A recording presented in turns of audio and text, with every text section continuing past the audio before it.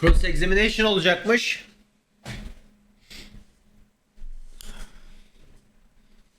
Başavukat neden ifade etmeye kabiliyeti yokken orada da Johnny ile çaklaşmak için geldi.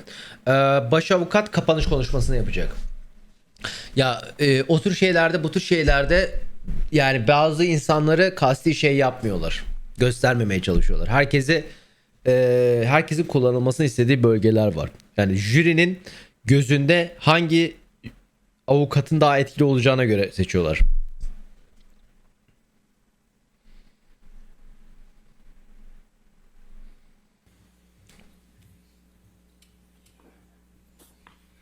All right, and I understand that you're testifying as a damages expert and wear two hats about Mr. Depp's damages. Hem Mr. Depp hem de Ms. Heard's purported damages. Amber Heard'ın hasarları hakkında konuşuruz. Ms. Heard's damages. Miss Heard'ın hasarları hakkında konuşalım ilk önce dedi. You understand that you have to testify as to damages that resulted from the Waldman statements. Waldman'ın ifadelerine kaynaklı hasarlara üzerine konuşmanız gerekiyor değil mi dedi. Evet dedi. Ama ifadenizin çoğu Waldman'ın açıklamasından sonra olan şeyler değil mi? Dedi. The mere fact that there were activities after the Waldman statements. Waldman olayından sonra ifade olması, aktifte olması caused any damages, does it? Waldman etkisinden Waldman olayından sonra hasar olması onu ikisinin ilişik olduğunu kanıtlamıyor değil mi diyor. Korelasyon olarak dışarıdan bakınca öyle olabildiğini anlayabiliyorsun diyor.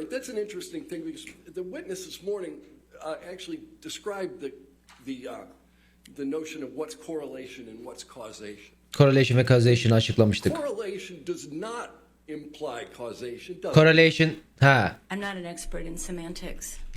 Okay. You're an expert. Korelasyon neden değildir değil mi dedi. I'm trying to understand 45-50 milyon kaybettiğini söylemiştiniz. put the link Bu between the Waldman Waldman açıklaması ile all the other activity bütün that occurred olan since. aktivitelerin bir linkini nasıl kurduğunuzu anlamadım diyor. Bir zaman aralığı vardı. Waldman açıklamasıyla negatif kariyerindeki negatif azalmanın arasında bir zaman aralığı vardı.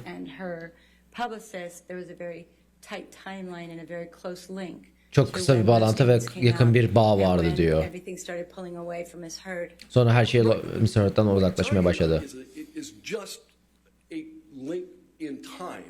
Zaman aralığından bahsediyorsun. Yani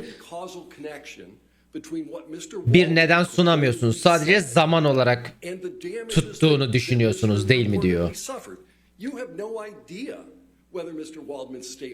Mr. Waldman'ın açıklamasının buna sebep olduğu hakkında kesin bir kanıtınız yok değil mi diyor.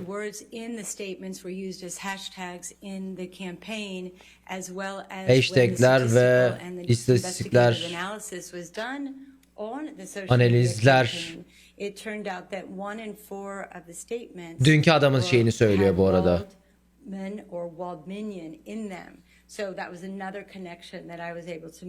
Yaptığım başka bir komünikasyonlardan birisi, ilişkilerden birisi bu dedi.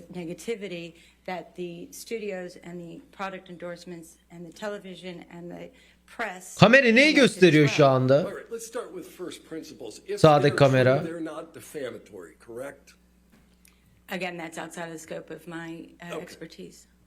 Doğruysa suçlama değildir değil mi? Şey yapalım. Kameran ölmüş.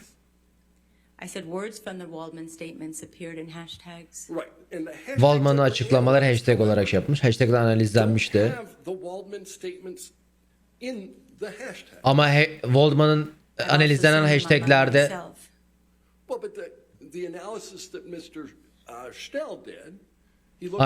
Waldman'ın sözleri sözleri hashtaglerde bulunmuyordu. Az önce %25 analiz az önceki adamın Mr. Shin'in ne yaptığını biliyor musunuz? Sıçtı bu arada abla. O Waldman'ın açıklama kelimelerine basmamış. Justice for Dune Depp'e bakmıştı, hatırlıyor musunuz diyor. Evet, onlardan birisi. 1.2 milyon hit olan bir şeydi.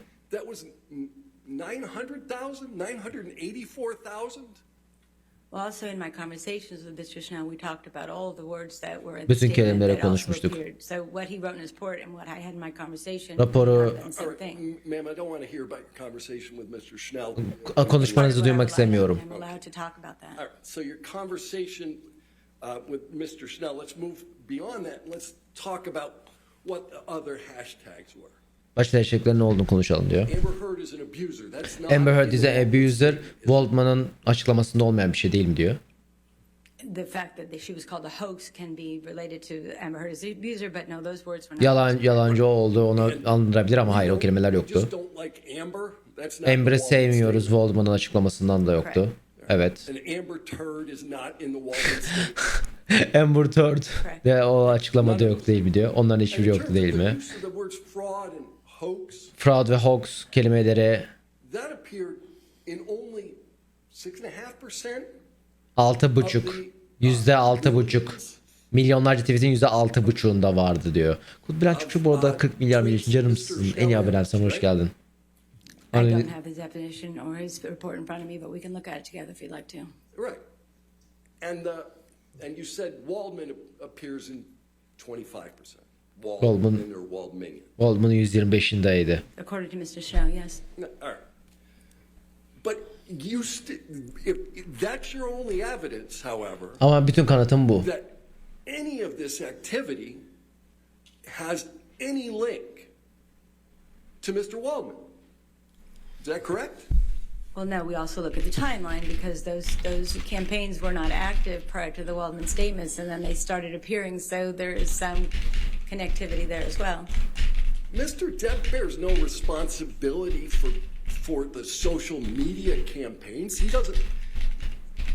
If the social media campaigns caused Ms. Heard to lose her ability to generate income, that's not the Waldman statements. That's a social media I'm going to campaign. object, Your Honor. May we approach? Okay.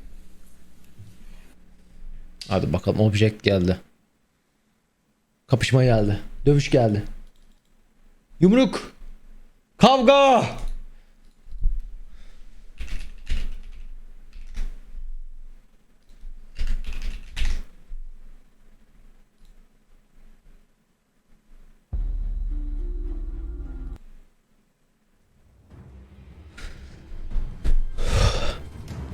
Gel ustam. Hadi bakayım. Hadi bakayım. Kapışın lan. Kameralar Johnny Depp'in klanına girmiş arkadaşlar. O yüzden çok şey yapamıyorlar şu anda.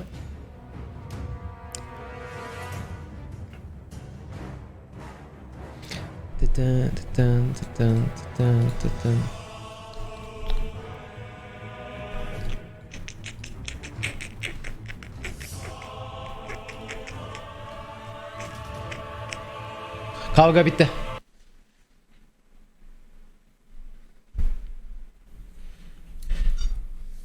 All right. So I'm just looking for all evidence of Elinde the olan causal bütün connection that you claim exists.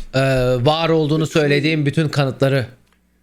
The $45 million in damages that you 45 milyon assert dolarlık hasarın and the three oluşması statements için made by Mr. Waldman. Waldman'ın yazdığı 3 tane açıklamayla Well, you 45 also milyon I dolarlık also looked at şey arasındaki bağı Richard's bulmaya çalışıyorum. career after Kanıtları soruyorum divorce dedi. proceedings and other lawsuits that she was either involved with or was discussed.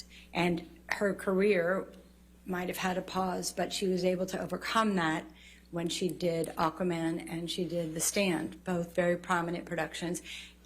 And there was no dramatic downturn in her career after any publicity. Ma'am, I don't mean to interrupt you, but do you have notes with you? No, there's dust. Oh, okay. Thanks. It's just dust, and I'm just distracting myself. I guess, I'm sorry. It's just nerves. It's really just that there's just that's okay. dust. Sorry. So you looked at her career, and you looked at the way her career was moving. Notlarım var. Elini niye açıp oynatıyorsun dedi. Hayır. Tozlarla oynuyorum.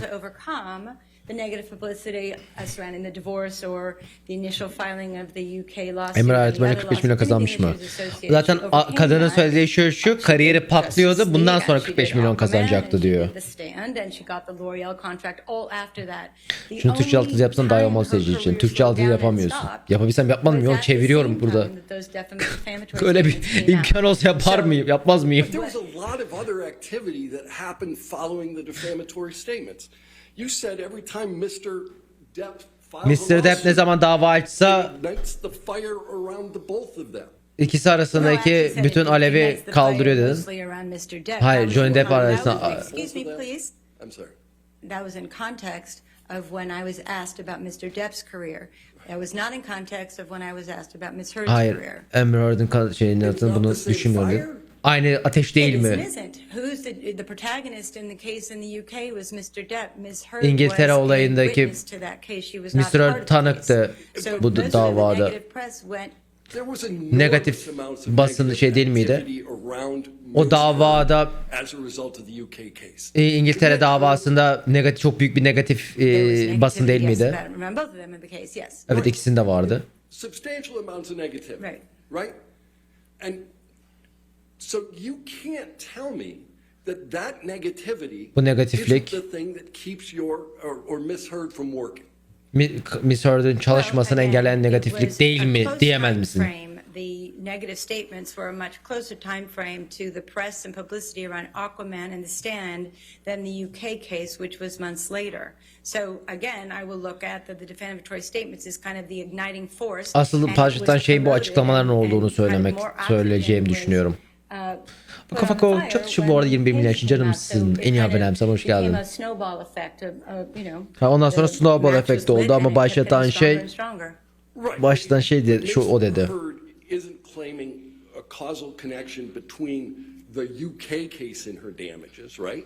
Ama siz İngiltere davasını bağlamıyorsunuz değil mi diyor. You can't distinguish between the UK bad publicity, İngiltere'deki davanın kötü bad publicity basınıyla that derived after the Waldman statement. Waldman What açıkladı. time frame are you talking about with the bad publicity from the UK case, so we can at least be specific on time frames? Well, you talked Hangi about zaman aralığı diyorsunuz? 5-year time window. 5 zamanlık bir zaman A aralığında 5-year time konuştunuz. window from 2020 to the 2 years that we're at now, plus the 3 years moving forward, is what I talked about in terms of the 2020 ve sonrasını konuştum diyor.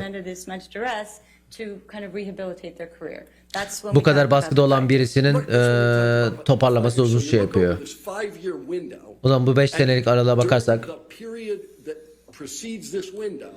there's lots and lots of negative press about Miss Heard, irrespective of the Waldman statements, correct? Before the Waldman statements, as I said, she was able to overcome that and she got great jobs and was getting endorsement contracts. Waldman'ın açıklamasından önce çok fazla iyi işler oluyordu. Ama Waldman açıklamadan sonra daha fazla aktivite vardı. Basında daha fazla sosyal medya aktivitesi vardı. Ve ikisi arasındaki Waldman'ın söylediği ve şeye yakında şey bulamazsın diyor. Waldman açıklamasını başlangıç noktası olarak söyleyebiliriz dedi.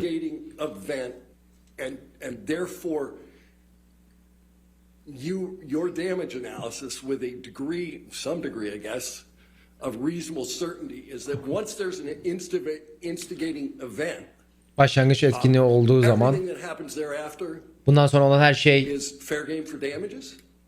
hasarlar için sayılıyor mu? Bir ağaç yanınca rüzgar eklenince bir sonraki ağaçta bütün orman yanıyor. Ama ilk ateş başlamasaydı bir şey olmazdı diyor. O analojiyle bakabilirsiniz diyor. Ağaçlar bir seferde yazmam, tek seferde yazmam mı? I'm not a firefighter. I'm not going to go there with you, but obviously we know that a single match can cause thousands of acres to burn. So Çık bıçak. we can leave it at that. I think I went there with you. All right, let's do this. You decided that there were a number of Öpsünler de rahatlasak artık. Kiss. described as comparable in order to determine what Ms. Heard was And likely they to make kissing. over time. Correct? Yes. Ya şöyle söyleyeyim, bu adamla kadın arasında cinsel kimya Aquaman'de daha azdı.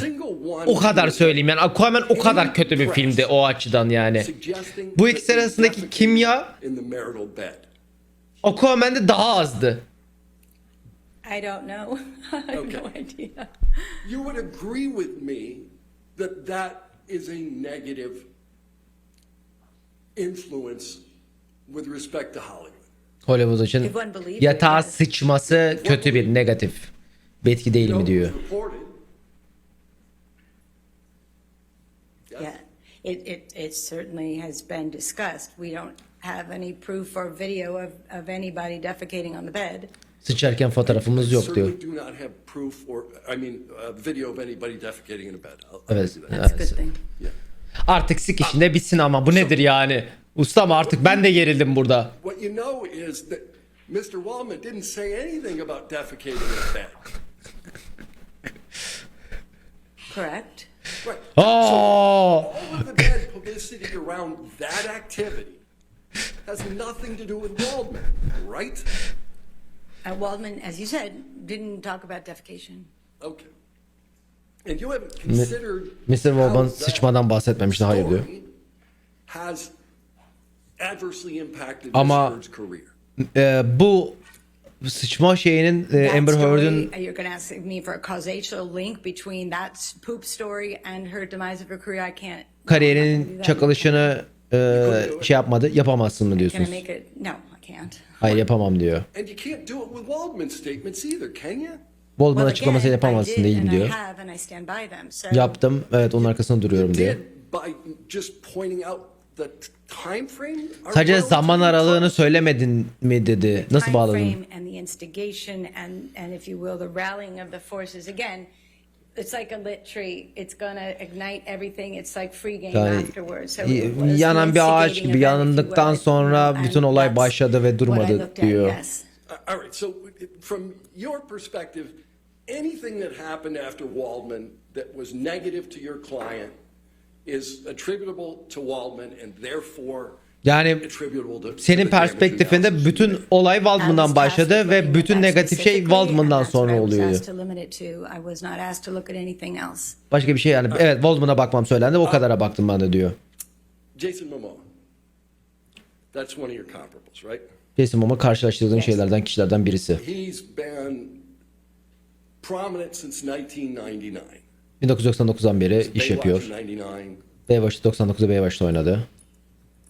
44 episodes on Baywatch. Do you know that? 44 bölümde oynamış Baywatch'ta. If you did, I'll go with that. Right. But you remember him on Baywatch. Actually, didn't watch Baywatch, but Hadi he bakalım. certainly had the physique for it. So Stargate. Stargate'de oynamış. Atlantis oynamış. Bu arada Baywatch'ta oynamış. Ben hiç bilmiyordum. right? Ben hiç bilmiyordum bu arada Jason Momoa'nın şeyde oynadığını. Yes. Okay. He played Conan the Barbarian Conan the Barbarian'da oynamış. In TV or film? film. Okay. Filmde I oynamış. don't have Mr. Momoa's resume memorized, so Ezberlemedim Jason No, Momoa'nın I'm şeyini. just trying to understand how you came to the conclusion they're comparable. Nasıl Because birbirine- I'm just Adam şey diyor, Amber Heard'la Mr. Momoa'yı nasıl karşılaştırabiliyorsun diyorsun. Career. Kariyerinden bahsediyorum birkaç dakika Momoa'dan ama hani nasıl karşılaştırabiliyorsun Game of Thrones diyor. was one of the most popular things on TV. Game of Thrones televizyondaki en popüler şeylerden, Yes, bu yes. bir şeylerden He was in birisiydi. Game of Thrones. Game of Thrones'da vardı. Yeah. And he's Aquaman, right? Aynı zamanda Aquaman. yes, he is. Right. He's the title character in Yani ana karakter. Yes. Yeah. And he was actually Aquaman in a movie before the Aquaman movie. Aquaman filminden önce de bile Aquaman oynuyordu. Justice League. Justice League'de bir. Batman vs. Superman. Batman vs Superman'da da Dawn of oynadı. Justice. What, Dawn of wasn't he in Justice'da that oynadı. as Aquaman? I didn't see that one. Didn't see it. No. Miss Heard wasn't in that movie, was Miss she? Heard bile yok Not o that I filmde. know. No. And he was in both Justice League movies. İki Justice League filmde de vardı. Correct. And he's in Aquaman 2. Aquaman 2'de de var. Yes. They used him in the second Lego movie, İkinci Lego filminde oynadı. right? Yes. He's one of the most heroic characters in the recent Dune blockbuster, Dune filmde en heroik karakterlerden birisi var. right? In fact, likely his character... He's not the lead, though. No. In Dune, no, he's not the lead. Did you ever read Dune? Pardon? Did you ever read Dune? Dune'u I okudunuz know, mu but I've diyor. seen the movie. Film izledim diyor. Do you understand whether his character will come back from the dead in the third movie? As again, I didn't read the book, so he might. I don't know. We're just talking about. Bu arada kadın çok kötü sıçtı çünkü Dune'da çok önemli bir karakteri oynuyor Jason Momoa.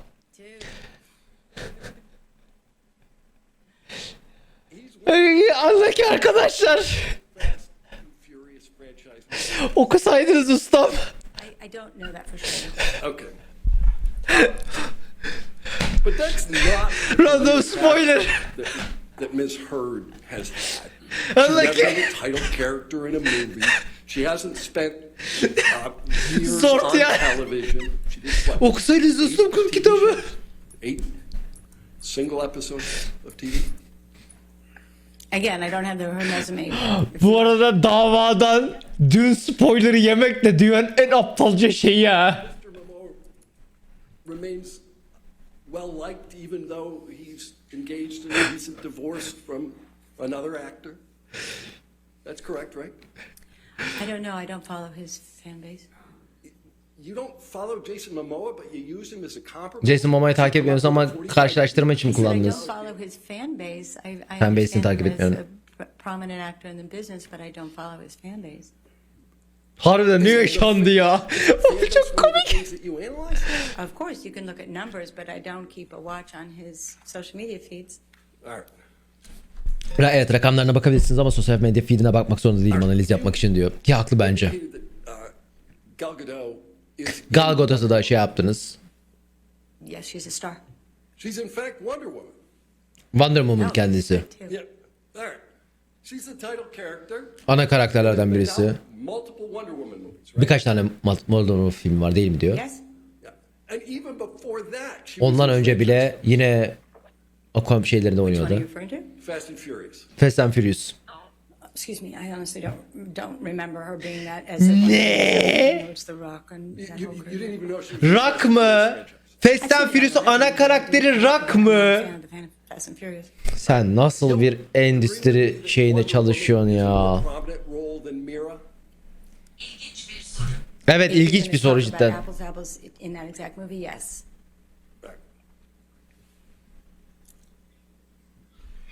What about, does Mira have any, self-titled franchise films? Mira'nın kendi filmi var mı diyor. Hayır, şu anda yok diyor. And Ms. Gadot played a much bigger role in the movie they were in together, the Justice League movie. Justice League'de çok daha büyük bir rol oynamıyor What movie Gal they Gadot were diyor. in? Oh, in Justice League? Yeah. I haven't counted the screen time, so I can't really say. Screen Time'ı saymadım ama söyleyemem diyor. Nasıl söyleyemezsin? Yani işte söyleyebiliyor da söylemek istemiyor. Another person that you compared Ms. Heard with is Zendaya. Karşılaştığında birinin Zendaya. Yeah. İşte benim dediğim yerden patlatıyor abi adam. Yani haklı çünkü yani karşılaştırdığı kişiler Z, it works, I guess. She's been on the Disney Channel since she's 13 years old. 13 yaşından beri Disney kanalında. She's won an Emmy. Yes, she did. Right. She was singing and dancing and swinging from trapezes in The Greatest Showman, right? The Greatest Show'da oynamıştı. Yes.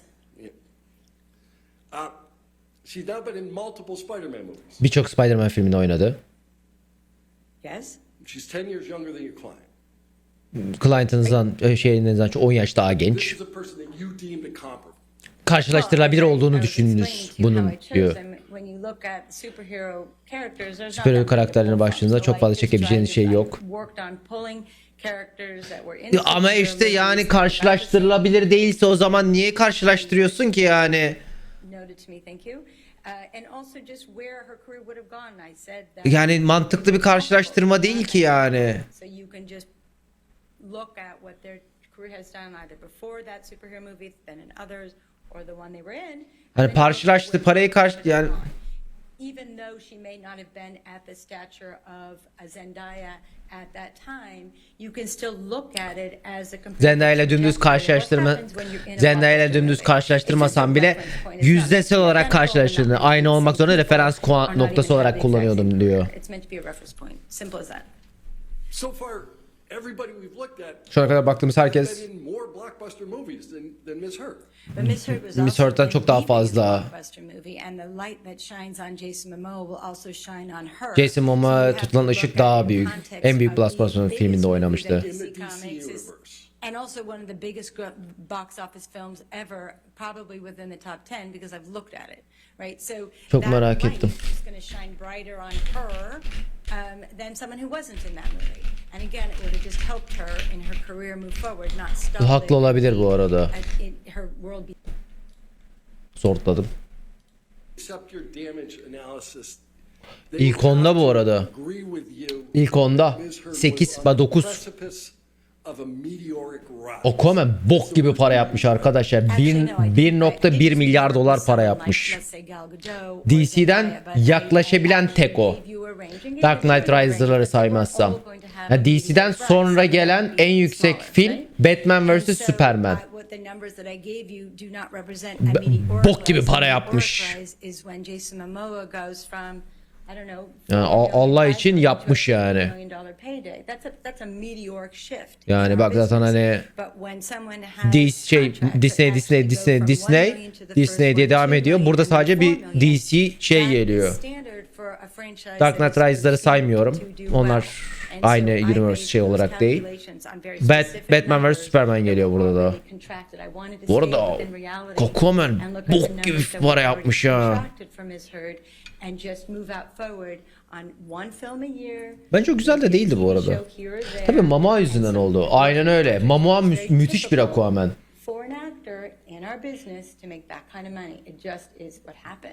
So the example you just used is somebody went from 1 million to 2 million to 4 million. Your client has never had a contract that exceeds $2 million, correct? Incorrect. All right.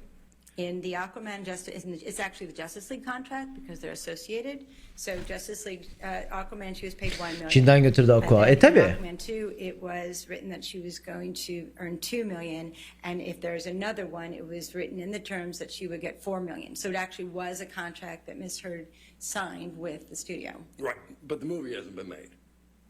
Ama film çekilmedi değil. Aquaman 2 hasn't even come out yet, so. Aquaman daha hiç çıkmadı. On deck, as they say. Yeah. Okay. Let's put it differently. Your client's never been paid $2 million for a movie she Hiçbir filmde 2 milyon dolar ödenmedi değil mi? She was paid $2 million for Aquaman. Aquaman 2 Aquaman She's never been 2 paid için $4 million. hiçbirinden 4 milyon dolar ödülmemişti. And when the movie goes, that's what she will be paid. So that's what I said. She was If on she's the in the movie. Right, Filmde but oynarsa. If Aquaman 2 does even nearly as well as Aquaman 1. Aquaman 1 kadar iyi yaparsa Aquaman 2 3. filmde olur büyük ihtimalle. In writing, actually. If a movie makes $795 million, you think there's likely to be a next one? 785 milyon dolar film yapılırsa bir sonraki yapılacak mı sizce? Serinin 5.'si ise performed well at the box office, yes, but certainly not in comparison to some of the other ones, and that's what a studio like Disney will look at to say. Disney gibi stüdyo bir sonraki şeye bakar. Or do we need to A change studio it or like Disney wants to walk away from an $800 million payday. 800 milyon dolarlık bir filmi yapmayı keser mi diyor. An $800 million payday has to be put into context to the budget that it costs to get that movie and then O filmi yapmanın, filmi ve pazarlamanın yapmasıyla alakalı. And plus the other actors' fees, plus general production costs that are getting more expensive. Then you put in the marketing costs, which are sometimes 1, 2, or 3 times the budget of the film. Pazarlama kısmında da 2 katı 3 katı oluyor. 600-700 milyon dolar sadece filmi yapmaya bile harcayabiliyorsun. And it seems like a really good box office, but you have to put into perspective. Perspektife koyman lazım diyor. Ki haklı bu arada bu konuda. O yüzden bazen hayvan gibi para yapan filmler iptal oluyor. Of what the budget of the film and the marketing of the film is. All right, let's put some more things in context. Ana de Armas. Ona da Armas kısmına geldik. Yine kullanan birisi. She most recently, I guess, in Deep Water with Ben Affleck. Ben Affleck'le Deepwater'da oynamıştı. I don't. Again, I know some of the movies that she's been in. I don't remember about Deep Water. I don't even know if that's out yet. Okay. To be honest. She was in the last James Bond movie. Son James Bond filmindeydi. Evet. Çok da güzel oynadı. Making her the next female Bond, right? Bir sonraki female Bond. Ki evet, çok iyi oynamıştı. Ya biz Yeah. And you said that her breakout role was Blade Runner? Blade Runner patladığı film olduğunu söylemiştiniz. It was like the first big, studio movie that. Hayır değil. Hayır değil. Ana de Armas ondan çok daha ünlüydü. Did you watch Blade Runner 2049? Blade Runner'ı izlediniz mi? Do you know what she did in the movie? Filmde ne yaptığını biliyor musunuz? Years ago, I don't remember exactly what she was in, what role she played, but she was in that movie, and from that, her agents used that as leverage to get her more movies. Daha fazla film hakkı için onu kullandılar. Her principal role in that movie was as a gigantic naked billboard. Filmde dev bir çıplak billboardtu. Ana karakter değil o filmde, biliyorsunuz değil mi diyor. Evet öyle harbiden bu arada. Blade Runner'da ana yani yan karakteriydi Ana de Armas. Right. He's an interesting example because he's been in a role that's been recast multiple times. Ben Affleck birkaç kere kessenen bir film karakteri oynuyor. You're talking about Batman? Yeah. Batman. Sure. All right.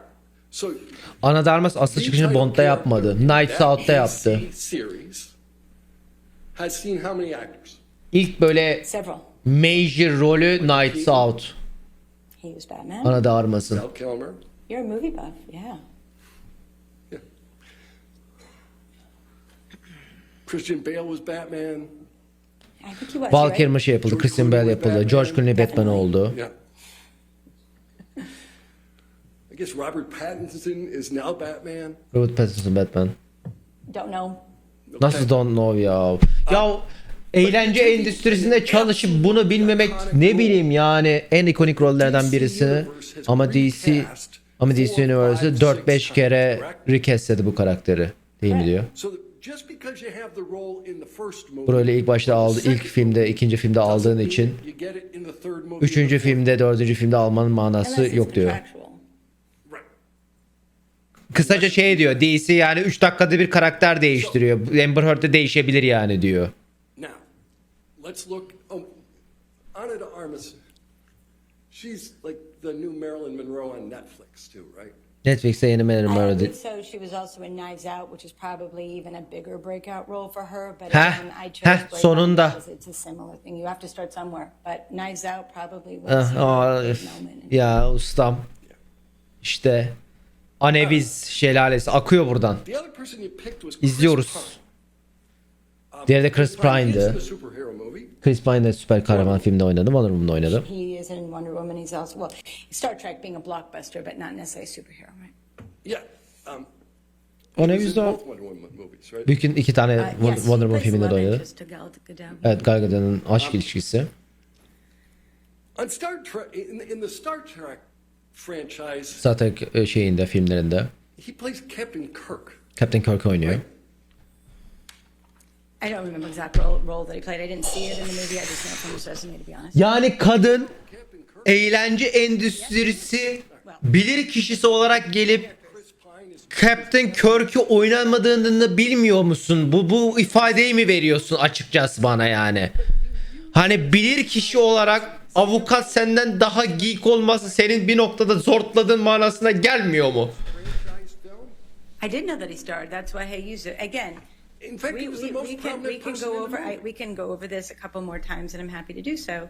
All I wanted to do was look at from a small pool of people that have been in huge franchise movies or superhero movies, and give you a sense of what the range is or what someone's trajectory can be. Again, they are not apples and apples. They're not both green apples or both Bu red arada ben daha önceden Amber Heard'ın tanığı olarak anlaşma imzalasam çıkmam.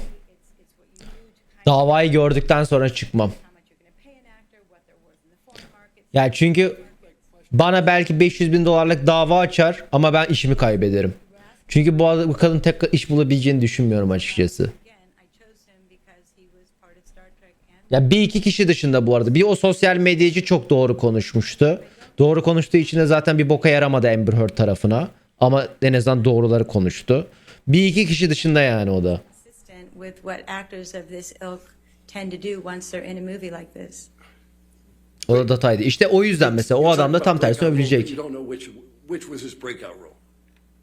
Chris Pine's been an actor. He's been a well-liked actor. He was in both Star Patladığı Trek filmi and bilmiyorsunuz in, Chris Pine'ın diyor. Wonder Woman.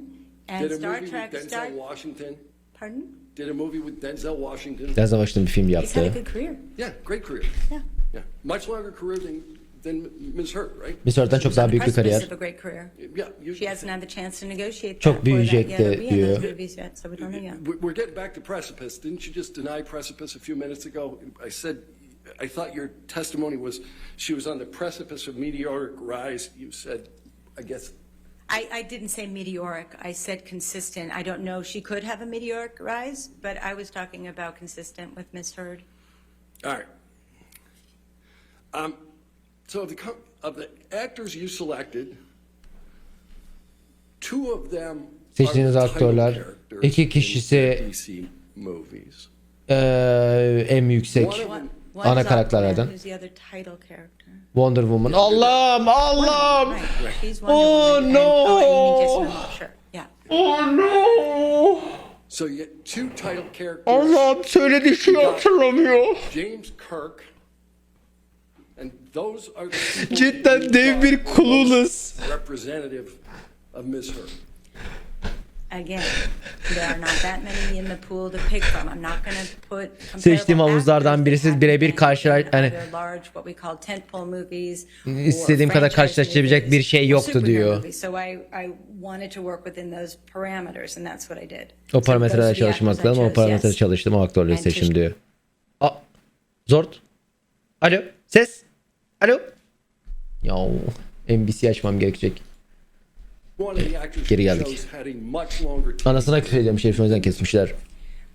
Again, they were all in superhero or franchise movies that did very very well at the box office. Yani kadının tek kaynağı bu arada bu aktörleri karşılaştırma sebebi hepsi başarılı süper kahraman filminde oynamış. Teknik olarak arkadan yürüyen herifin de o zaman başarılı şey olabilir. Çok güzel bir karşılaştırma yöntemi değil yani bu o zaman. Hayır ben bir kişi olarak katılamam abi zaten işte ama yani şöyle bir şey var yani ben bilmiyorum ki ama bilmediğimi biliyorum en azından. Hani bu karşılaştırma doğru değil sadece. Yani karşılaştırırsan birkaç noktadan tutturman lazım. Kadının tutturduğu tek yer ikisi de süper kahraman filminde oynadı başarılı. So that happens in our business. It just does. Bu karşılaştırılabilir bir şey değil ki yani. With respect to your Her süper kahramanda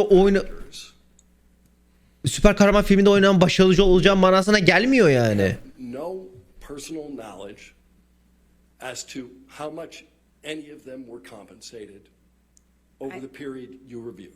Incorrect. You have personal knowledge as to who? Jason Momoa. And you derive that personal knowledge from talking to somebody? Yes. Bu şey kimle konuşarak His söyledin? agent did. Jason Momoa söylemiş. Kendi ajans söylemiş Jason Momoa ne kadar para kazandın. Momoa's agent told you, but you have no knowledge. You didn't see the contract. Kontratı görmediniz. No, his agent is at William Morris as well, so they told me that. Biz ajanla William Morris'e onlar bana söyledi. Anybody else's contracts is Diğerlerinin kontratlarını da But görmedim. in 25 years of being in this business, I understand the basis of which actors are paid when they're in blockbuster Ama bu films and sektörde then they're 25 in yıldır large olup hani budget eninde studio sonunda ne films. kadar So para verildiğini falan biliyorum it's diyor. not a leap to kind of understand where the actor's making. And again, I really didn't want to try to be speculative in my analysis. Spekülatif olmak istemedim bunu diyor. I wanted to work with the numbers that Amber had contracted for already and just take it from there and Amber say Heard'ın she's zaten done one hala hazırda movie a year yaptığı and one series işlere ve and bir done tane product televizyon, bir endorsement, tane that's de what comes to the number. bir tane So televizyon wasn't şovu, bir looking to tane take her on a film, New bir York tane role, de because I wasn't looking to give her the same career sponsorluk as anlaşması Momoa. üzerine I Jason checked her Momoa numbers that her agent Jason had actually negotiated Momoa'nın Jason Momoa şimdi Amber Heard'ün numaralarını şey yaptım. Jason Momoa'ya aynı kariyer vermeye çalıştım dedi. The TV program that she most recently did, The Stand, Yaptığı en yakın stand she made 200,000 stand an episode. 200 bin bölüm başı 200 bin kazandı And in demiş. your damage analysis, you give her $1 million an episode had the Waldman statements not occurred. And you do Waldman it şeyi olmasa $1 milyon because alacağını söylemiştin. Momoa has gotten that in something that he's in. Right. Bunu da söylemesi sebebi Jason Momoa öyle almış. Ama aynı kariyer veriyorsun o zaman dediniz. Çok güzel yakaladı. Şeyi yakaladı. Diyor ki Jason Momoa $1 milyon aldı. Bu yüzden siz de Amber Heard'ın $1 milyon alacağını söylemiştiniz. Ama az önce aynı karşılaştırmayı yapmıyorum demiştiniz dedi. So her agents were looking to get her as much money as possible. I think that's the job of an agent. They usually try to get the most money as possible. Your testimony is they were looking to get the money for her, but you need somebody willing to pay on the other side of that deal, don't you? Tamam bu parayı yapmak istiyor ama diğer tarafında parası ödemesi lazım. Have a finger on a pulse of what's going on, so they know who's marketable and what the prices that all the streamers are paying these days. You haven't seen a single one of the endorsement contracts that you referenced? Bu söz sponsorluk anlaşmasını gördüğümüz diğer kişilerin. In terms of the pricing that they are aware of not only for their own clients but what's out in the marketplace, and it's pretty consistent. And I've also worked with other actors on other cases that have gotten similar contracts, so I'm familiar with the rates of endorsement contracts. You haven't made any reference to the actual earnings of any of these actors. Again, as you do an analysis, you put together the numbers that you know from both your experience and the marketplace and the agents that are working in the marketplace. So together, that's how I created those numbers, and mostly using Ms. Heard's numbers specifically and giving her yine marketteki diğer insanlarla, ajanslarla falan konuşup bu fiyatları belirledim diyor. Okumadan önceki fiyatlar bu. Diğer aktörlerin, Mr. Heard dışında diğer aktörlerin kazandığı fiyatı, parayı bilmiyorsun değil mi? Bu bilginin herhangi birine sahip değilsiniz diyor. Kısaca bu arada diğer aktörlerin ne kadar para kazandığını bilmiyormuş. Karşılaştırdığı diğer aktörlerin. Mr. Momoa dışında hepsi gizli bilgi değil mi diyor. Mr. Momoa'yı bilmesi tek sebebi aynı ajans kullanmaları.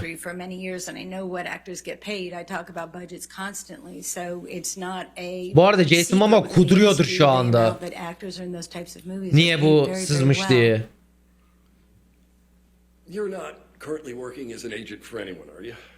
Şu anda bir birisinin ajansı olarak, menajer olarak çalışmıyorsunuz değil mi? Hayır.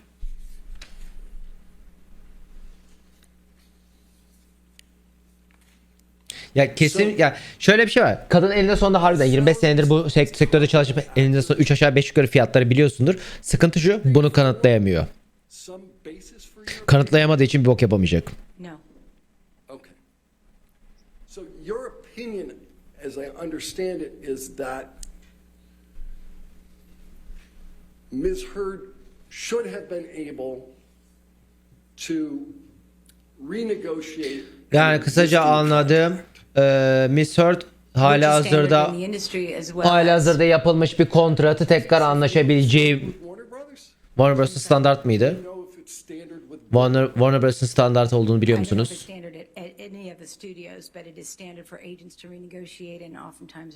Herhangi bir stüdyoda standart olup olmadığını biliyorum ama bir menajerler genellikle yapar. Halihazırda bir kontrat var. Miss Heard'ın çoktan bir anlaşması var. Bir sonraki filmi $2 milyon yapacağını söylediği bir anlaşma var.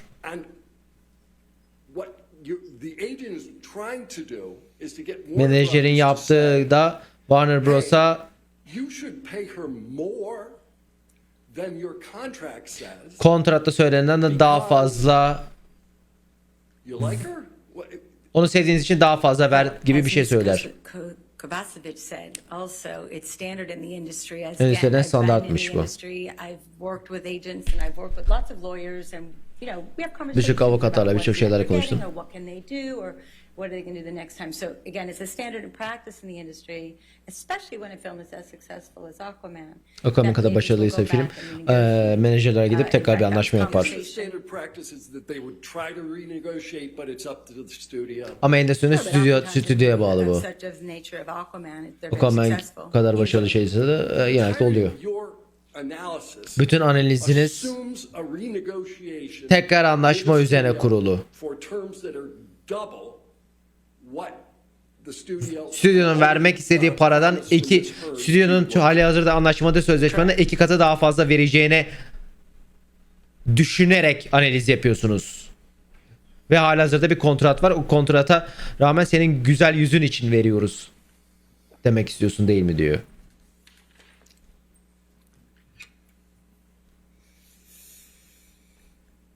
Have you talked to Walter Hamada? Walter Hamada ile Have I konuştunuz mu? spoken to him? No. Do you know Hayır, who he is? konuşmadım. Walter Hamada'nın kim olduğunu biliyor musunuz? Yes. Evet, biliyorum. Who is he? He's a senior executive at Warner Brothers. Warner Bros'ta I think he still üst düzey is there, but yöneticilerden birisi. certainly At the time of the renegotiation, he was a senior executive. And do you know whether he's the president of DC-based film productions? DC filmlerinin başkanı mıydı? Evet dedi. Who's in a better position to determine whether Warner Brothers would renegotiate? You or Mr. Hamada?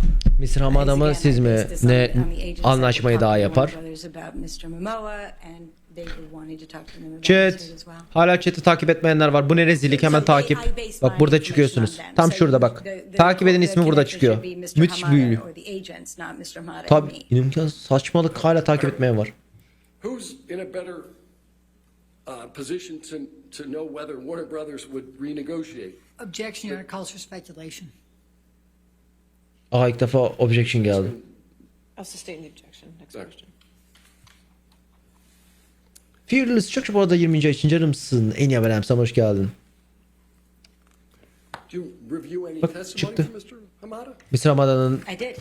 tanık yazısını, ifadesini okudunuz mu? Mr. Hamada Ana, says that they want to hold the lawyers, hold the actors to their deals.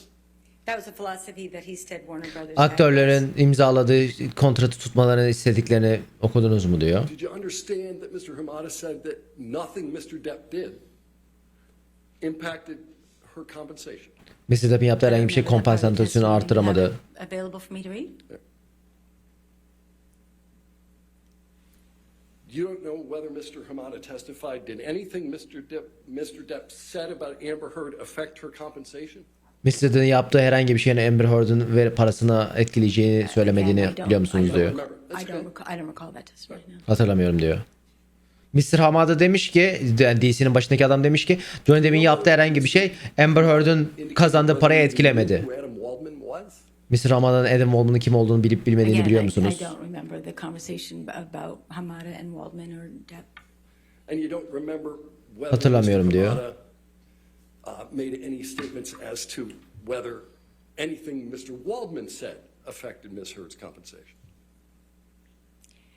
In my experience, studios don't talk about how or why they make decisions based on publicity or conversations. They're not going to try. They're going to be very protective of all their relationships. So that's just natural. Yeah, unless you can get him to testify under oath at a deposition, right? Well, even so, they're not going to say anything negative. They may bypass it by being positive, but they're not going to do anything that could potentially damage the relationship that may change. Mr. Hamada herhangi bir şekilde bu şeyin bu yazının etkilemediğini söylemişti. Duyduğunuzda kadın da şey diyor. Bir şirket herhangi bir şekilde negatif bir şekilde söylemeyecek. Adam da diyor ki ama yemin altında, ama şirketler yine söylemeyecek. Orada bu arada kadın haklı ama adam çok güzel yerden sıkıştırıyor. Elinde sonunda Johnny Depp için de bunu dün kullanmışlardı. Johnny Depp kısmında da şey kullanmışlardı. Disney demişti ki hayır biz şey yapmadık. Başka nedenlerden kovduk demişti ama herkes biliyor kovulma nedenini. Aynısını, aynı ilacı şimdi Amber Heard tarafına veriyorlar. Diyorlar ki DC böyle demişti. O zaman böyle oldu. Çünkü yeminli ifade. Happened in real life. She went before and took the test. Then she made a movie. Chemistry testi yaptı. Ondan sonra film çekildi. Sonra Warner Brothers'ın tekrar fikir verebileceği ilişki olup ilişki arasındaki bir şey olup olmayacağını film çalıştı ama $1 milyon yaptı. İlişki olmasa arasındaki ilişki olmasa hani Aquaman filmi için birkaç tane poster olduğunu biliyorsunuz. 3 posterin 4'ünde, yani 4 posterin 3'ünde Miss Heard bile yoktu diyor. Poster yaptığında genellikle 3-4 versiyon yapması mantıklı. Farklı insanların perspektifine ulaşmak, romantik posteri, aksiyon posteri, süperhero posteri. Ama romantik posterde Miss Heard ve Mr. Momoa vardı. Diğerlerin hepsinde sadece Mr. Momoa vardı.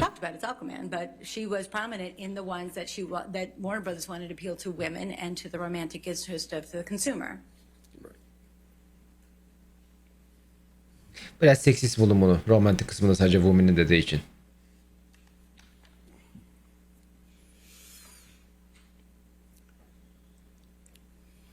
Harbiden yani benim yaptığım dürümle aramda daha iyi şey var, ilişki var yani yemin ediyorum. Hani o filmde cidden o kadar ilişki azdı ki yani benim dün yaptığım dürümle daha iyi ilişkim var. Çok mutluydum o dürümle ben. Gail Garcelle Bernal, I believe that's how you say his name, at Amazon, which is what Ms. Kovacevic said.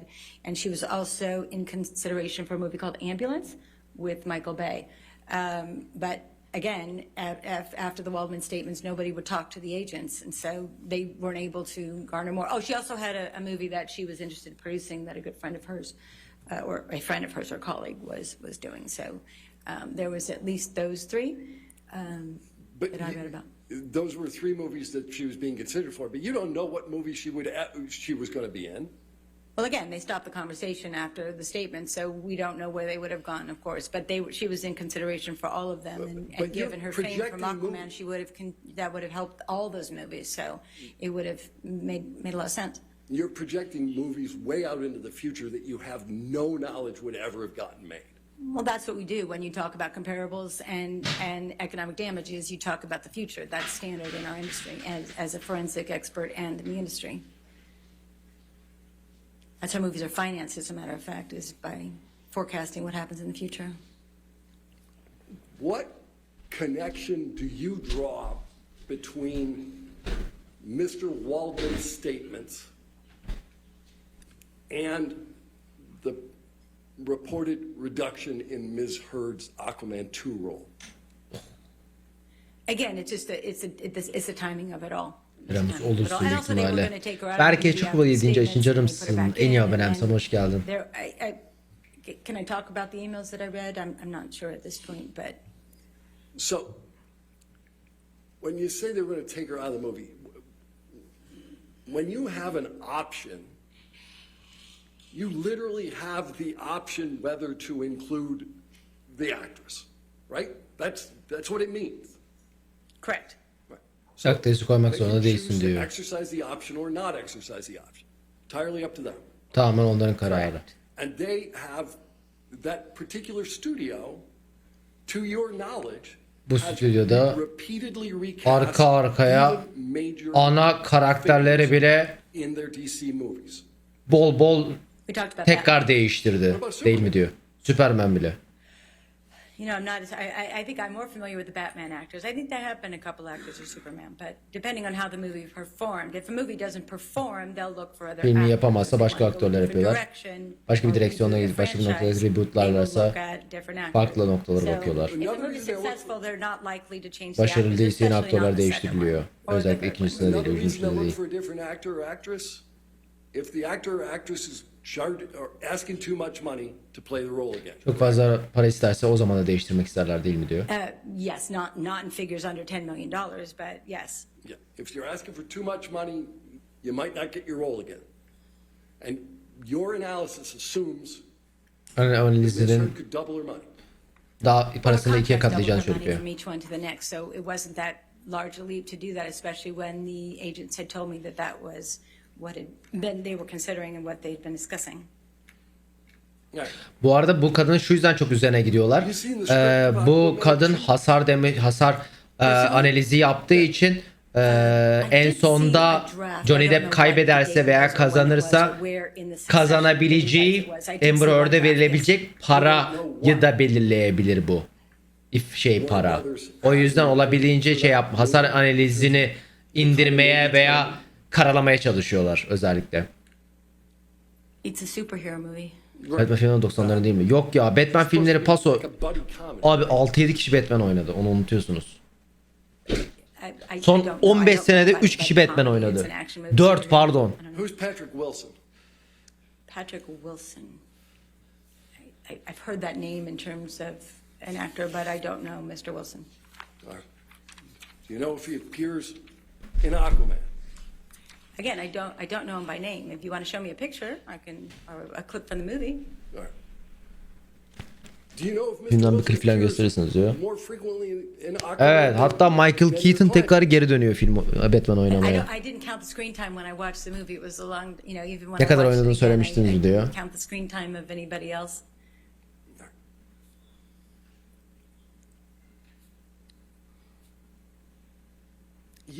Did you read the testimony of Mr. Hamada? Mesela olmasın şeyini nesini okudunuz mu diyor. You disregarded all of it in your analysis. Bütün as analizi to onu umursamadınız diyor. her ability to renegotiate, correct? Well, I remember the part where Mr. Hamada said that from time to time they will break their philosophy and renegotiate. It's what they did with Jason Momoa and with Gal Gadot. So, you know, that just goes. It coincides with what we know in the industry, which is it can be done. It's what they did with the two title characters in the DC universe. Again, I worked in the business for a long time, and I've seen a lot of actors renegotiate their careers. I'm sorry, not their careers. Renegotiate their fees. It's common practice. Ya bu çok normal bir şey bu diyor. Hani karakterlerin, kişilerin tekrar Right. Again, tekrar şey yapması. focused on the agent, but it's the studio that pays Tekrar the bills. menajeri şey yapıyorsun ama stüdyo parayı ödüyor. All right. Bu davanın konusu ne? Abi birisinin Dolunay +9'unu çalmışlar Johnny Depp'in. Amber Heard'den şüpheleniyormuş. Onun olayı tamamen. Continue. Çok karıştı olay. Continue. Okay. I didn't know if we were going to 5:30 today or not. Every day is 5:30 day. Okay. We may not need to get there. Every day is 5:30. Tabii. Demirci falan da bitmiş. You talked about Aynen. Cuma bitiyor. Depo arkası yapacaklar Cuma.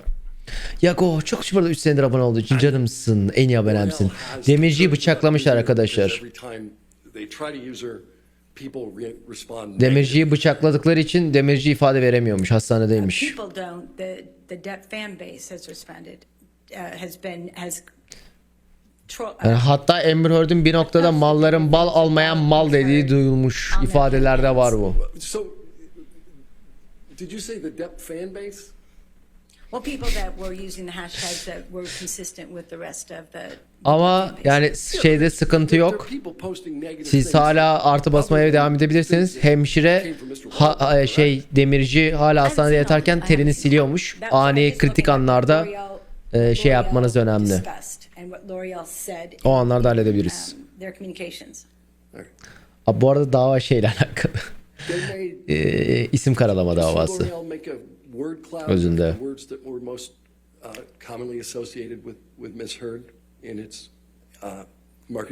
Ben hayatımda hiç Metin 2 oynamadım. Benim Metin 2 sürem, bütün hayatımdaki bütün Metin 2 sürem 5 dakika. Yayında bir kere oynayacaktım, ilk sisteme geldiğinde. Birisi bit attı, çık lan oyundan dedi, çıktım oyundan. Bitti, o kadardı.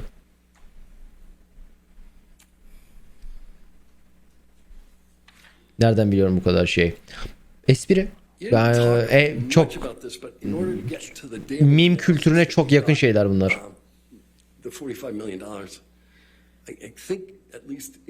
Meme yani şu anda. Bu tür şeyler. Sinan Kalkıcı Metin gibi kalkmadan oynasa oynamayalım, yok.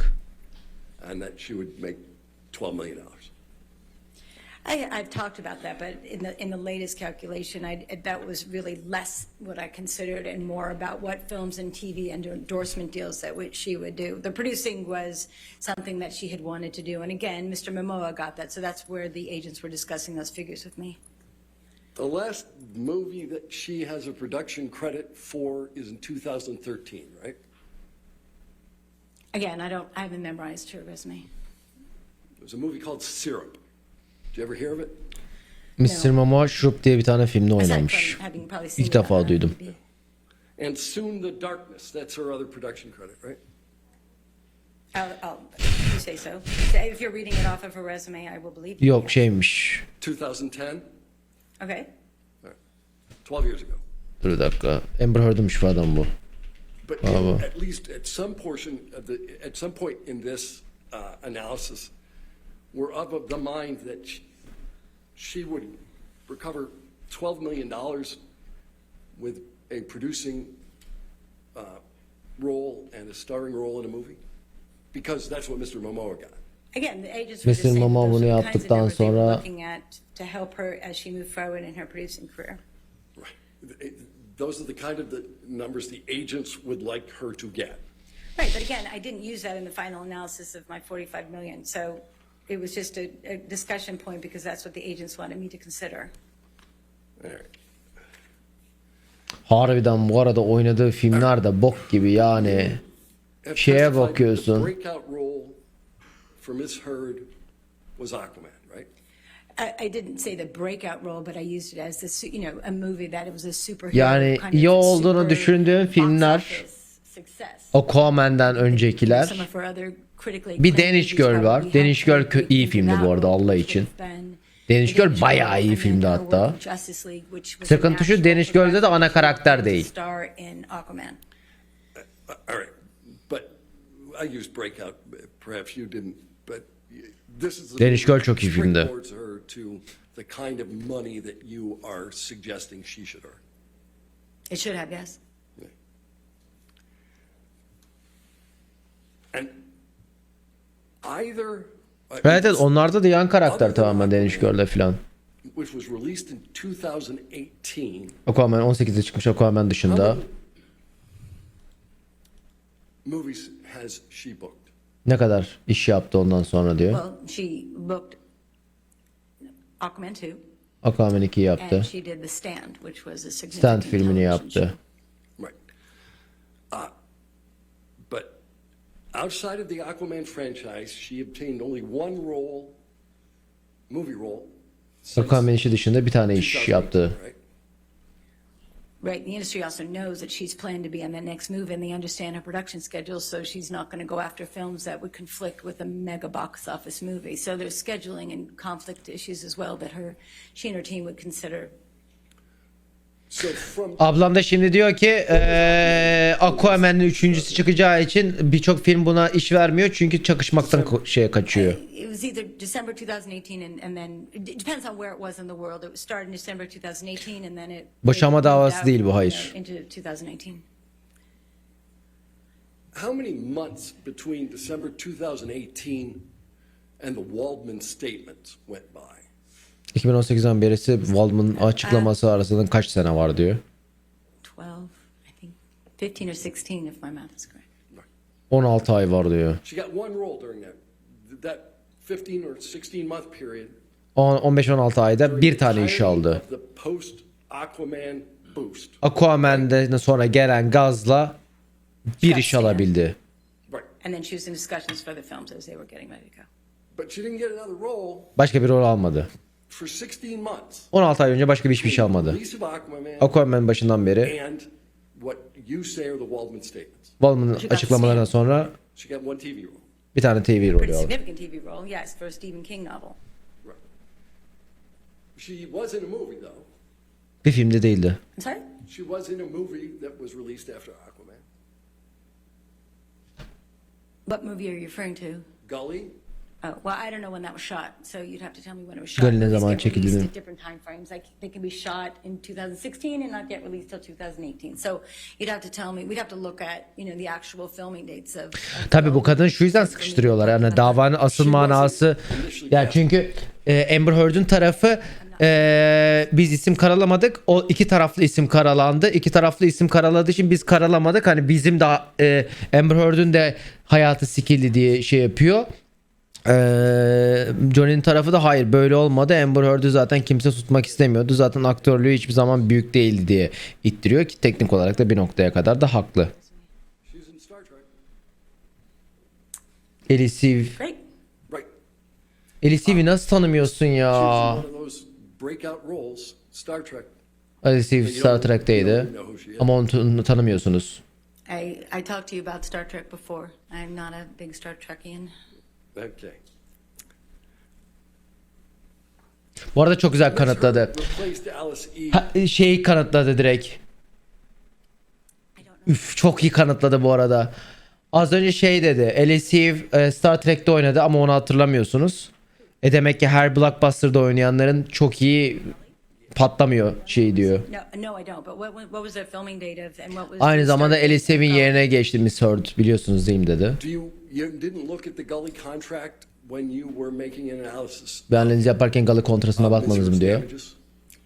I don't recall whether I looked at it or not. Ona bakıp bakmanı hatırlamıyorum dedi. Allah hadi bakalım. Did you understand that she was making $2,190 per week for Gully? Galı için Can you tell me when it haftada Galı When does ne? that contract get negotiated? 2019'da yapılmış It's relevant. film. The contract is negotiated prior to the release of Aquaman. Aquaman'dan önce yapılmış kontrat. So she signs this contract Bu kontratı imzalamış. for $2,190. Is there a 2190 dolarlarını anlaşmış the Screen kontratla. Actors Guild low budget agreement minimum scale is? En minimum It aldığı changes şey from year kaç to lira year. biliyor It musunuz? depends Yılda on seneye what year seneye and what değişiyor. the size of the budget. There's actually 3 or 4 different scale benchmarks. So when there's a low budget, it can be aktörlük, a micro budget, minimum budget, şeyinin- low budget, there's like 4 or 5 different scales that they use when Aktörlük it gets into loncasının other than bir a studio film. en minimum ödenebilecek bir bütçesi varmış. O bütçeyi biliyor musunuz dedi. That has nothing to do with, or something that they really love to do, or they think that would be good for the career. It doesn't have anything to do with the fee made on the film. Ablada 3-4 tane şey var, ona göre değişiyor dedi. All right.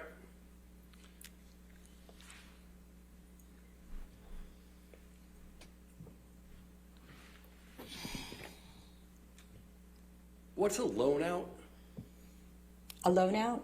A loan out is the corporation that an actor will use so that their money comes in through a corporation, and then that corporation technically loans out the actor's services to the production. So the loan out is the corporation that the actor uses, and then they loan out the services to the production company.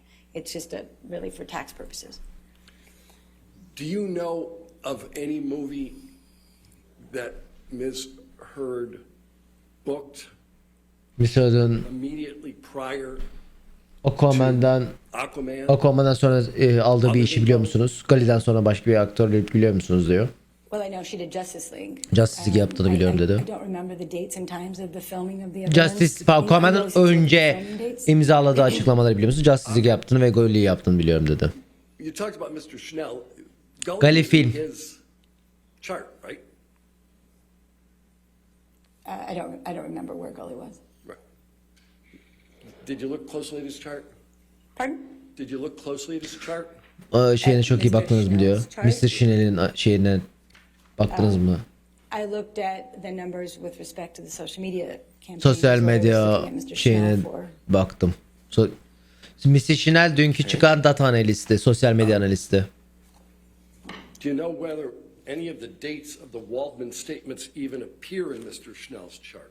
Waldman'ın açıklamasının tarihlerinin Mr. Schnell'in tablosunda olup olmadığını biliyor musunuz diyor.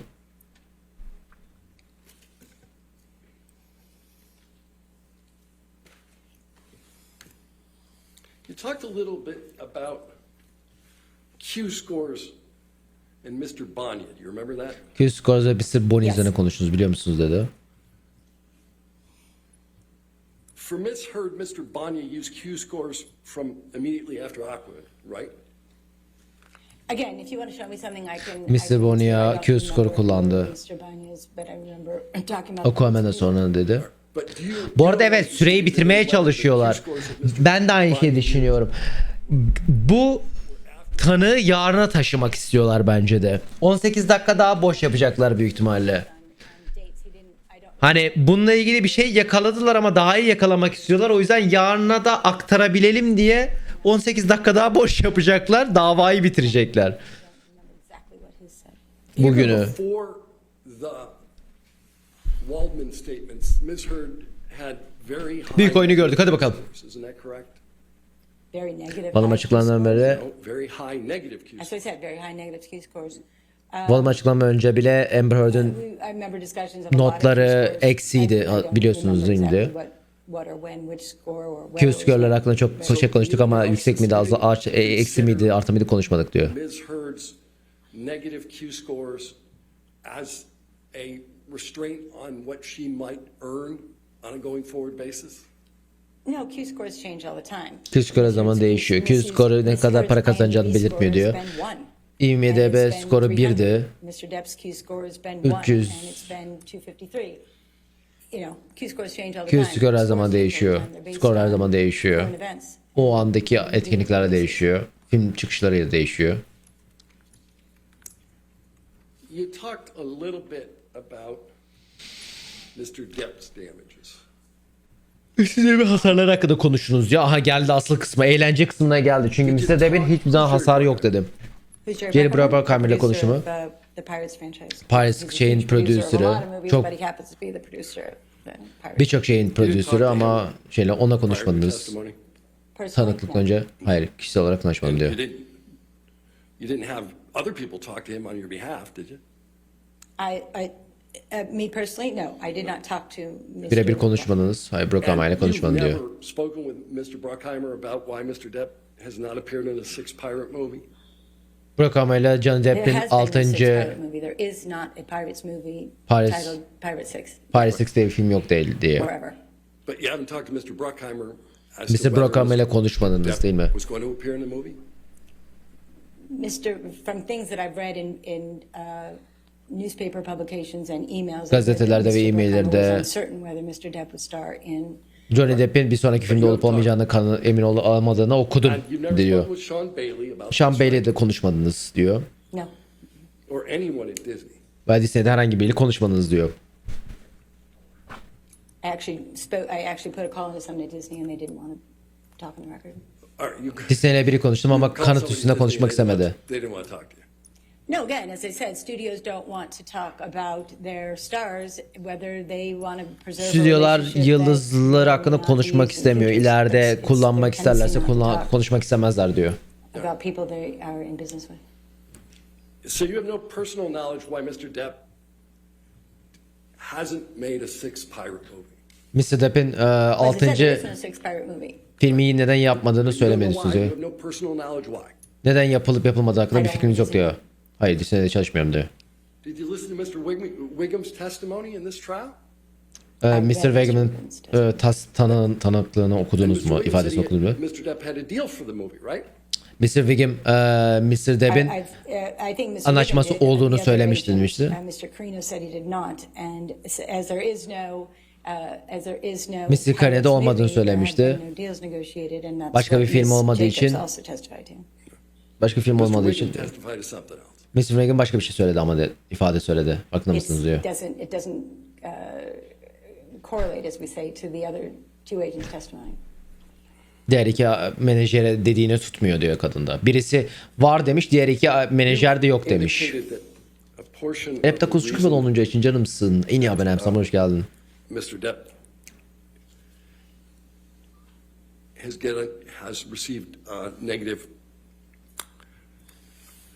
has received a variety of negative comments in Hollywood is that he engages in lawsuits. Johnny Depp'in birçok negatif One of the elements that has contributed to Johnny Depp'in iş bulamamasının sebeplerinden birisinde negatif basın olmasının sebeplerinden birisi de bu davalar ve aynı zamanda yaşadığı hayat tarzı da negatif. Yani onun öne sürülmesi da şey diyor. Mr. Depp's lawsuit here has Mr. generated Depp'in negative publicity for Ms. Heard, correct? Mr. Depp'in davası Amber Heard'e negatif bir That basın lawsuit, şey yaptı. until she's filed a counterclaim, didn't relate to the Waldman statements, did it? Mr. Depp's lawsuits? Yeah. No, we talked about that. Mr. It was Depp'in pertaining karşı to the, davası her op-ed piece. Right. Mr. Waldman'la alakalı değil. Hayır, OPED'le kendi yazısı, Mr. Heard'in kendi yazısıyla alakalı. This, Mr. Depp's lawsuit relates to what Ms. Heard said and not to what Mr. Waldman said. Not what, well, it related to the op-ed piece that Ms. Heard wrote. Right. So Mr. Waldman's statements have no connection. Fantastik canavarlar müthiş ya. Adam sete bir gün ayağını soktuğu için 13 milyon doları yoinkledi ya. Muazzam bir olay. Has received Sete dokundum. relative to this 13 milyon dolar. correct? Woo, let's Objection calls for go. speculation, foundation, hearsay, and outside the scope. O ne o siktir o combo. Any response? We're looking for a causal connection here. Sustain the objection. Next question. Ablam her şeyi söyledi ezberindeki. When was the last time you met with Ms. Heard?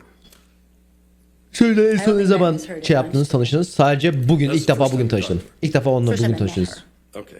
İlk defa bugün tanıştım diyor yüz yüze. What's your compensation for testifying here today? Buradaki şey For ifadeniz for için ne kadar testimony, alıyorsunuz? it's $650 an hour. 650 dolar alıyormuş saatlik. What has been your compensation to date for providing the assistance that you have in this case? Bu I've been analizler ve working on the yardımları case for için about 3 years. 3 yıldır bu davada çalışıyormuş. Over the 3 years. Bu 3 yıl I boyunca believe it's around $60,000. 60 bin dolar gibi bir şey almış. Yeah, over 3 years. 3 yılda 60 bin dolar gibi bir şey kazanmış bu dava üzerine. All right. Redirect. Bıraktılar. Thank you, Your Honor, and I'm going to make 10 dakika kala. definitely fit within that 5:30. 10 dakika sıkıştıracağım dedi. Ms. Arnold, you were asked a number of questions about the different social media, the Farklı negative, sosyal medya negatif. and how do you know that it relates to the Waldman Depp Waldman'ın ne All those alaka var questions? demiştiniz. Okay. The social media that was connected, and some of that was your testimony, some Jessica Kovacevic, and some of it was Mr. Schnell. Bazı sizin, bazı Jessica Kovac, bazılarınız dünkü abinin şeyi de değil mi diyor. Hop What patladık. if any efforts were made to track the negative social media? Negatif that sosyal caused the medya damages that you şeyini nasıl attributed? takip ettiğiniz Objection istiyor. leading. Hadi bir daha patladık galiba. Overruled. Yok. So L'Oreal did a lot of research. L'Oreal çok araştırma William yapmış. Morris did a lot of William Morris research. çok araştırma Mr. Schnell yapmış. did a lot of Mr. Schnell çok research. And araştırma those yapmış. conversations, those Ve bu were konuşmalar also connective tissues to the elinde sonunda Mr. Waldman'ın social media campaign. negatif sosyal medya kampanyaların hepsinin Waldman'in açıklamalarına denk geliyor. Objection leading. And what if any connection did they have to those three statements? Bu üç açıklamayla Waldman'ın açıklamasıyla alakaları var mı diyor. Bazı hashtaglerin aynı olmasını konuştuk. Waldman veya Waldmanian kelimesini, yani bu tweetlerle negatif sosyal medya postlarıyla arasında bayağı bir bağlantı var diyor. Objection leading demek şey, I'm gonna jump because soru I think sormuyor. this is part of this. So you were asked some questions soru about sormadan Mr. cevabını Kamala. veriyor. Yani yönlendirmek gibi. Yes. And asked whether he testified that whether anything Mr. Depp said or anything Mr. Waldman said had anything to do with their initial decision not to exercise the option to Aquaman 2. Do you recall that testimony? Or I recall those the questions? questioning, yes. Okay.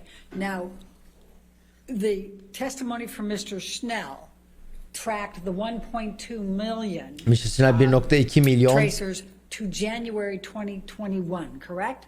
Objection leading. Do you 1.2 remember milyon. what month that was until? Right, so when Mr. Schnell did his analysis, Mr. Schnell bir analizini yaptığında Nisan 2020'den And Ocak when 2021'e did kadar analiz Warner yapmıştı. Brothers Warner tell Brothers, Amber Warner Heard and her Brothers agents they were not exercising her Aquaman 2 contract? it was in February of 2021. And ne what, if zaman anything, did kontratı Mr. bıraktı? Hamada say Şubat about 2021'de whether bıraktı the diyor. reason they did that was because of the 1.2 million negative social media tweets and Instagrams and other communications Objection, no foundation. had any impact? Sustained. Hop patladık. Question. Are you aware of whether he said anything about that? I recall in the Warner Brothers filing. Objection, hearsay. Sustained. Yine patladık.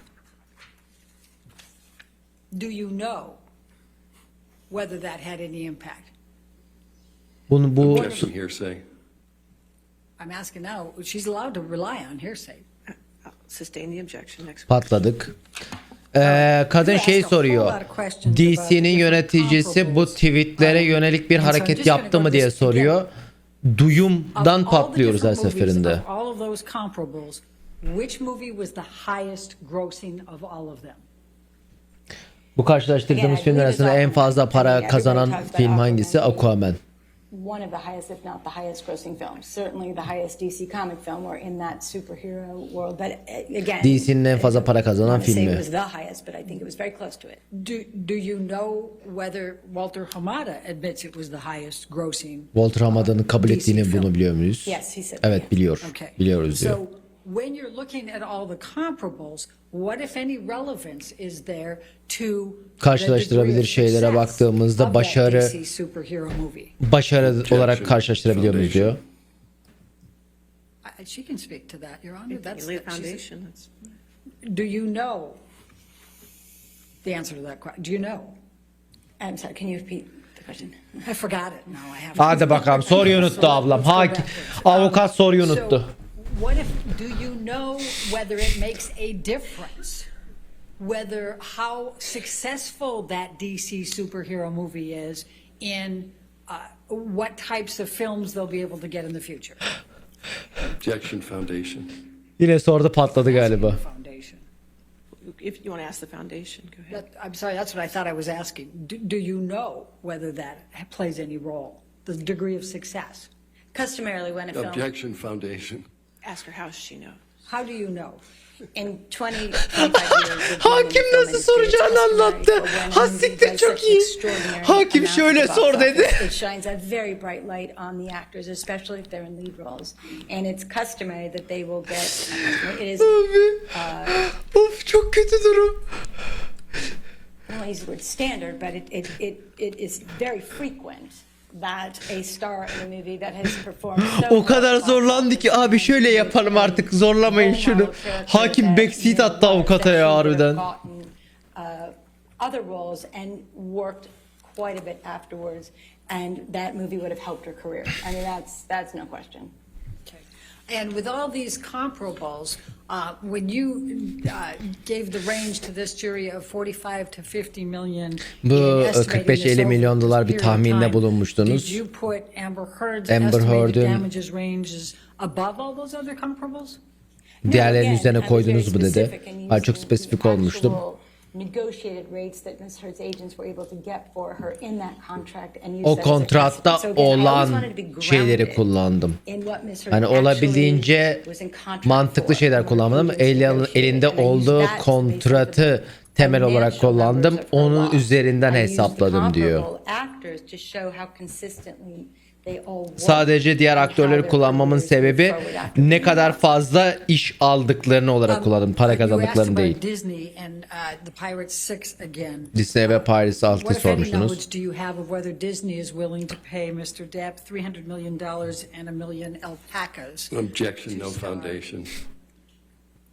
Disney'in 300 milyon dolar ve 1 milyon alpaka ödeyeceğinizi biliyor mu? If you can lay a foundation. Yarın değil, Kate Did Moss you- çarşamba Did you katılacak. listen to or did you read the Disney testimony? Disney'in In this açık case? tanıklarını açıklamasını yes. okudunuz mu? Evet dedi. What do you recall Disney saying about whether they were willing to pay Mr. Depp $300 million and give him a million Disney alpacas? Johnny Depp'e They 300 would not milyon be willing to dolar pay $300 million and give him alpacas. Thank you. alpaka vermeyeceklermiş. Alpaka bozmuş ya abi olayı. You were asked about the defecation. Alpaka bitirmiş. What if Fuck. any Johnny Depp de alpakada recollection, oynamıyor. knowledge do you have about whether that social media negative campaign that you've testified had the words defecation in it or poop? Objection, no foundation. Sosyal medyada negatif bir şey olarak şeyi gördünüz mü diyor. Okay. Was that in any of the Move to ones strike. you- I'll sustain the objection and move to strike. Next question. Okay. in your review of the social media campaigns and the negative social media campaigns that you testified to with this jury, that include the L'Oreal, that include the WME, that include Mr. Schnell, and include what you've done, what, if any, recollection do you have of how many of those that are influencing your connections to the defamation statements include the words poop or defecation? Objection compound. Overruled. I don't believe poop was one of the hashtags that was connected. Bok hashtaglerden birisi değildi. O yüzden hani bir şey etkilediğini düşünmüyorum diyor. Avukat çok basit sorabilecekleri sınırlı mı? Şu anda Johnny Depp'in avukatların sorduğu sorulara cevap bulmaya çalışıyorlar. O yüzden bunları soruyorlar. Sıçma olayı. Aquaman 1, thank you. And the defamatory statements that were in April 2020 and June 2020. Do you recall that testimony? I remember that questioning, yes. Okay. During that time, were you aware of whether Aquaman 2 was in discussions with Amber Heard about scheduling the filming of Aquaman 2? In the period between the statements and... Before. I'm going before. Okay, I'm sorry. talking about the period of time when they released Aquaman 1. Okay. And the April 8, first of the defamatory statements. Right. Do you know whether whether Warner Brothers was in discussions already with Amber Heard about scheduling her for Aquaman 2? Objection hearsay. Do you know? I'm asking her whether you know. I'll sustain as the hearsay. Okay. Do you have knowledge of whether Aquaman was in discussions with Amber during that period? Objection hearsay. Tam çevireceğim, çeviremiyorum. Foundation. Right, right. Ya yine öğretiyor, yine avukat öğretiyor chatting. How would you know? Well, Amber received an early draft of the script. Amber's agents were in discussions. Objection hearsay. I think she can say that. Sustained. Okay. Hadi bakalım, zor. What is, in your experience, based on getting scripts, what does that mean? Script almak da manaya geliyor. In my experience with the movie as high profile as something like Aquaman, they keep the scripts very tight. Scriptler çok gizli tutulur. İsminiz falan vardır. Script alıyorsanız, hikaye senaryosunu alıyorsanız çok gizli saklanır. O filmde olmanızı istiyorlardır. O yüzden yoksa size senaryo vermezler. Before the first April 8, 2020 defamatory statement, what would that suggest? Based on your knowledge that you've just testified to. Objection speculation. It's not speculation. Overruled. Again, if she got the script, they were going to use her. Senaryo aldıysa filmde kesinlikle kullanacaklardı Amber Heard'ü diyor. I have no further questions. Thank you. All right, thank you. Is this witness subject to recall? Yes, Your Honor. All right. Bu So you're ablayı still geri expert, so getirecekler. You can have a seat in Okay. the courtroom. I'm still sorry. okay. You start. Thank you. Thank you. All right, ladies and gentlemen, this come to the end of our day. All right. Şeyi soruyorlar. Outside En sonunda recall'lanabilecek mi bu tanık dediklerinde şunu soruyorlar. Bu tanığı dediğim gibi önümüzdeki büyük ihtimalle yarın bitecek tanıkları, Amber Heard tarafının tanıkları. Ondan sonra şey kısmına geliyoruz. Ondan sonra şey kısmına geleceğiz. İki tarafında kapışma şeyine geleceğiz. Amber çünkü Johnny Depp tarafını bütün tanıkları çıktı. Amber Heard tarafının tamamen tanıkları çıktı. Ondan sonra tekrar bir tanıklar ortaya çıkacak. Tekrar tanıklardan kastım yok closing arguments değil. use the jury. We'll go ahead and have the proffers that you requested, Mr. Rottenborn. We'll do those tomorrow after. Is that okay? Does that sound good? All right, we'll do those Öyle değil mi ya? right after, like right now, tomorrow. Okay, that should give you with the proffers that you need to do for the record. Okay. All right, and then whenever all the testimony is done, possibly at this point it would be Thursday afternoon after the Perşembe. we'll go over the remaining jury instructions. I have 3 under advisement. We'll take up those, and we'll also, if there's any other from the evidence this week. That Perşembe bitecekmiş tanıklar. we can discuss those as well after the jury's gone on Thursday evening, or if earlier, if the evidence is done before then. Okay, and just as times up to this minute, the plaintiff is Dakikalar, ha. hours and 24 minutes. The defendant 5 has saat 20. 57 hours and 6 minutes. 13 saat. 15 hours and 51 Johnny Depp tarafının 15 saat 51 dakikası var. minutes left, okay? 4 saat 9 dakikası kalmış şeyin. All right, anything else for this evening? Your Honor, the last witness Kanıt yok değil. is on the plaintiff's witness list is Mr. Depp, and I was just hoping we would get an You answer mean as to what. defendant's witnesses? Yeah, defendant's witness list. I don't know. Are you hoping still to get an answer. changing witness? I'm not sure. Okay. Making a decision in the morning, okay? All right, everybody have a good evening? All right, thank you. Yarın galiba Johnny Depp'i tekrar çağıracaklarmış defans şeyleri. Amber Heard'ın avukatları Johnny Depp'i şeye tekrar çağıracaklarmış. Tanık sandalyesine. Şöyle dediğim gibi şu anda şey kısmına giriyoruz. Şu anda birçok şey bitti. Bu davada şey kısmı bitti. Ana tanıklar çıktı. Ana tanıklar çıktıktan sonra şu anda bugünden sonra biraz daha şey kısmını göreceğiz.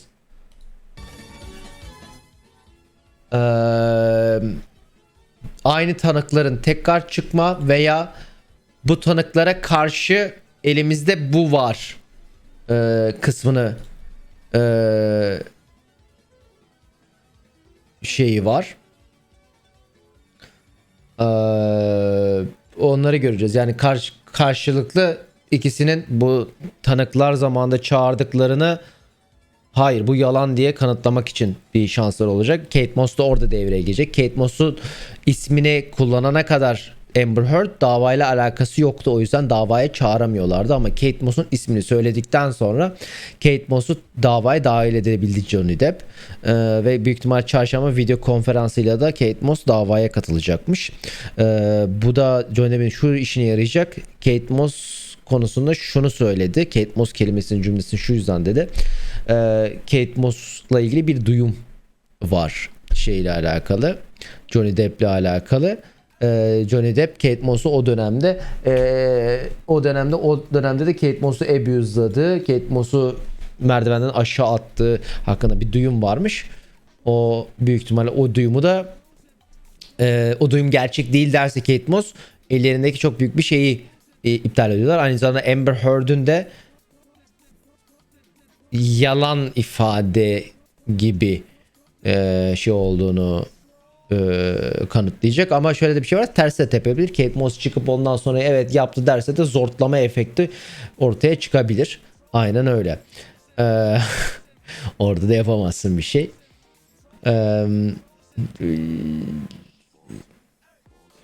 Bakalım öyle yani dava önümüzdeki işte dediğim gibi 3-4 gün asıl en şey kısmına geleceğiz. Yani önümüzdeki 3-4 gün en böyle hararetli dönemine denk geliyoruz. Yarın da 4'te başlayacak. Yine yarın 4'te yayını açarız. Perşembe asıl kapanış konuşmaları olacak. Galiba Cuma'da jüri kararını açıklayacak. Evet. Kate Moss Türkiye'deymiş. Bodrum'dan lahmacun yiyerek katılacakmış. Tam olarak bu bilgi az önce geldi. Tam olarak az önce bana bu bilgi geldi. Tabi. Ece'nin lahmacunu. Ağustam lahmacun yiyormuş. Bodrum'da lahmacunun saati olmazmış. Bodrum'da yenilen lahmacun Bodrum'da kalır. Bu işin raconu budur. Ama 190 TL'ymiş lahmacun. 10 dolar. Çok şey yapmayın.